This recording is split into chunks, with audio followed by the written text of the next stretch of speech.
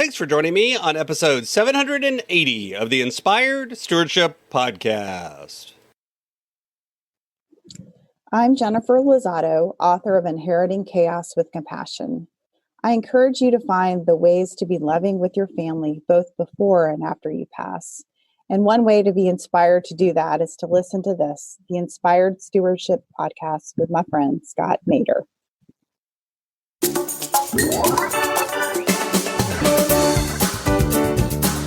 It's that paying the debt off gives you options. It gives you choices. It gives you the ability to do things that perhaps you wouldn't have been able to do if you have the debt still there.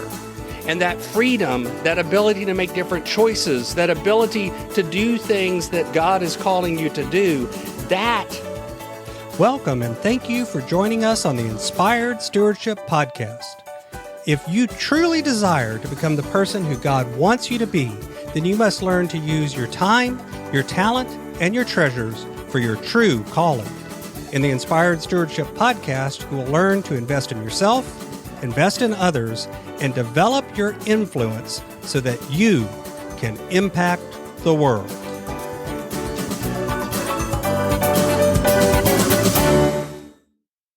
In today's episode about investing in yourself through stewarding your treasures, I talk with you about how the Bible does and doesn't describe debt. I talk about good debt and bad debt, and I share why it's not the debt that creates any sin, but our response.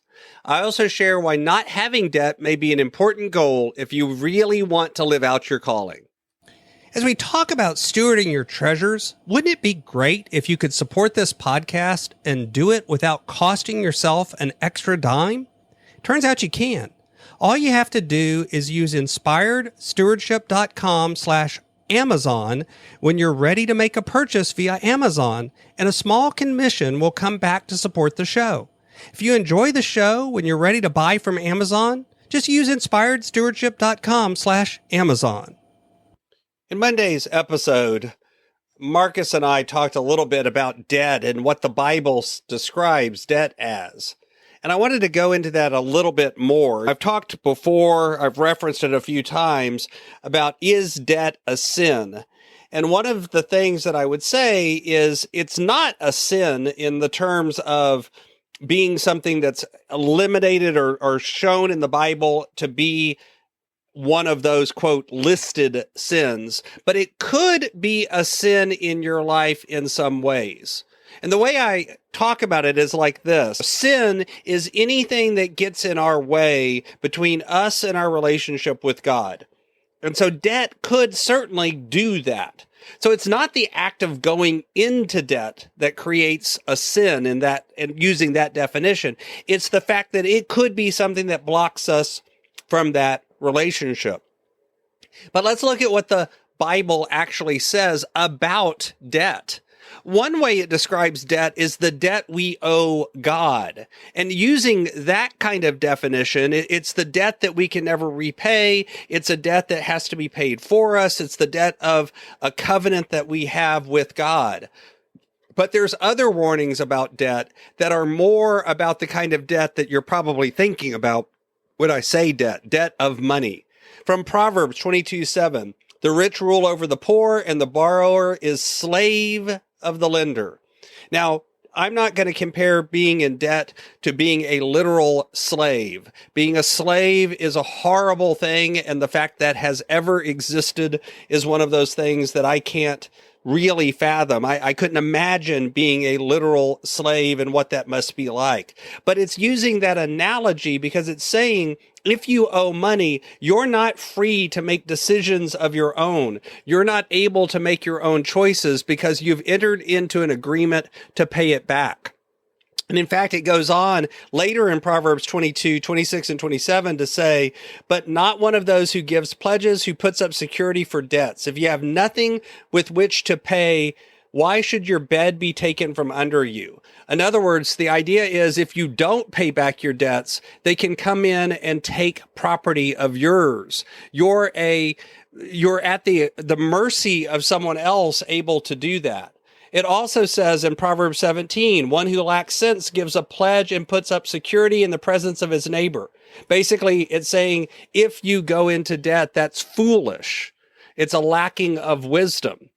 And of course, Romans 13:8 says, owe no one anything except to love each other, for the one who loves another has fulfilled the law. The idea being that we shouldn't be in any sort of debt other than the debt of relationship. And in that way, that's why I would say that debt isn't and is a sin. Because the truth is, if you go into debt, if you go into that debt and it keeps you from being able to live out and do what you want to do in terms of your relationship with God, it keeps you blocked off from that relationship, then it is acting as a barrier. It's your response to the debt that creates the sin.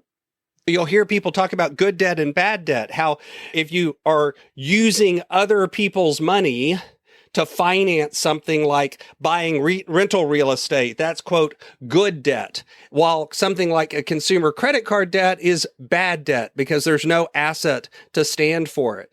And I would argue that all of these things are debt.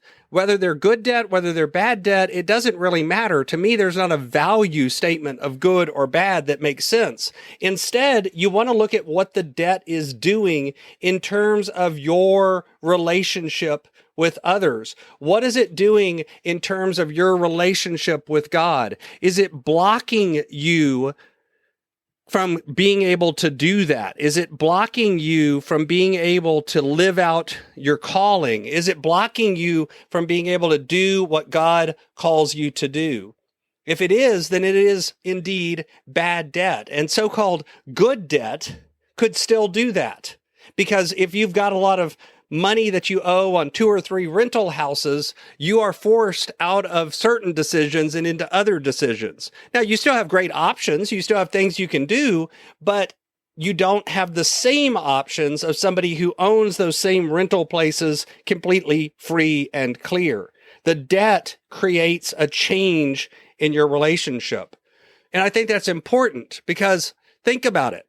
If you had a ton of debt, and you're working a 9-to-5 job that you hate, and your ability to go on a mission trip or to be able to give towards something that you're called to give towards, would it be limited? Would you be able to do and give as freely? Would you be able to take time off work and be able to travel on a mission trip and do good deeds for others?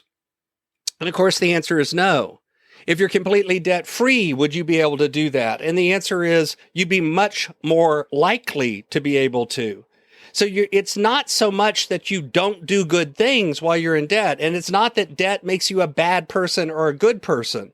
It's that paying the debt off gives you options. It gives you choices. It gives you the ability to do things that perhaps you wouldn't have been able to do if you have the debt still there. And that freedom, that ability to make different choices, that ability to do things that God is calling you to do, that is why debt can act as a sin, even though going into debt is not a sin. Thanks for listening.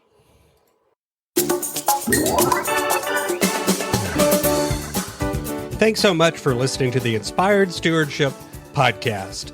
As a subscriber and listener, we challenge you to not just sit back and passively listen, but act on what you've heard and find a way to live your calling. If you like this episode on the stewardship of treasures, you can sign up for our treasures tips by going to inspiredstewardship.com/treasures or text in the U.S. 44222 treasures tips. And we'll send you 5 weeks of our best tips on stewarding your treasures. Until next time, invest your time, your talent, and your treasures. Develop your influence and impact the world.